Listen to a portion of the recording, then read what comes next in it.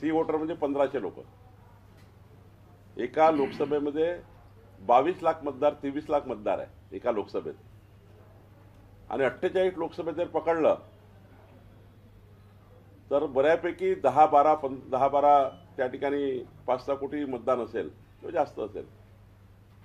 तात्पर्य आहे की 1500 लोक कसे ठरू शकतात, सी वोटर 1500 लोक कसे ठरू शकतात। आणि हेच राजस्थानमध्ये होतं, हेच मध्य प्रदेशमध्ये होतं, हेच छत्तीसगडमध्ये सी वोटर सांगायचे। मला आक्षेप नाही आहे कुणावर, पण सी वोटरच्या म्हणण्यावर कुठलाही सर्वे होत नाही।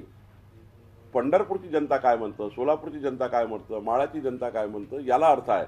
शेतकरी शेतमजूर काय म्हणतो, ज्या गरीब माणसाला मोफत अन्न 2029 मध्ये मिळणार तो काय म्हणतो आहे, शेतकरी शेतमजूर काय म्हणतो ज्याला 12,000 मिळत आहेत। शेवटी 50 कोटी लोकांना देशामध्ये गरीब कल्याणाच्या योजनेचा लाभ मिळाला। महाराष्ट्रात जर पकडलं तर 6.5 कोटी लोकांना केंद्र सरकारच्या विविध योजनांचा लाभ मिळाला। 6.5 कोटी लोकांना वेगवेगळ्या योजनेतनं। शेवटी घेतलेलं मत हे कर्ज घेतलाय, आणि मताचं कर्ज परत करणे आम्ही उपकार करत नाही। मताचं कर्ज कसं आम्ही परत करतो आहे, पुन्हा मतं मागताना आम्हाला काहीतरी पाहिजे आहे, आणि म्हणून आम्हाला मोदींच्या नेतृत्वात ज्या पद्धतीने कामं झाले ती कामं आम्ही पोहोचवतो आहे। सी वोटरच्या भरोश्यावर आम्ही आमचं राजकारण करत नाही। विकसित भारत संकल्प यात्रेचा रथ हा जनतेच्या विकासाच्या कामासंबंधी आहे।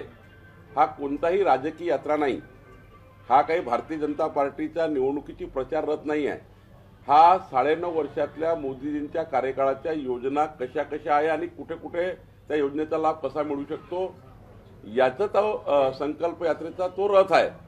आता हा शासकीय कार्यक्रम आहे। या शासकीय कार्यक्रमामध्ये त्या रथाला अडवणे, त्या रथासमोर प्रदर्शन करणे म्हणजे आपला विरोध प्रदर्शित करण्याकरता जनतेचं नुकसान कशाला करताय।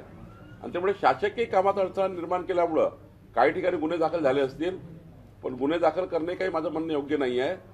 त्या लोकांना समजून सांगू आम्ही, जे लोक रथ थांबवत आहेत त्यांना कन्फ्युजन झालं असेल की हा काही प्रचार यात्रा वगैरे आहे। ही प्रचार यात्रा नाही आहे। मोदीजींच्या नेतृत्वातल्या 9 वर्षाच्या योजना, 9.5 वर्षाच्या योजनेचा हा रथ आहे।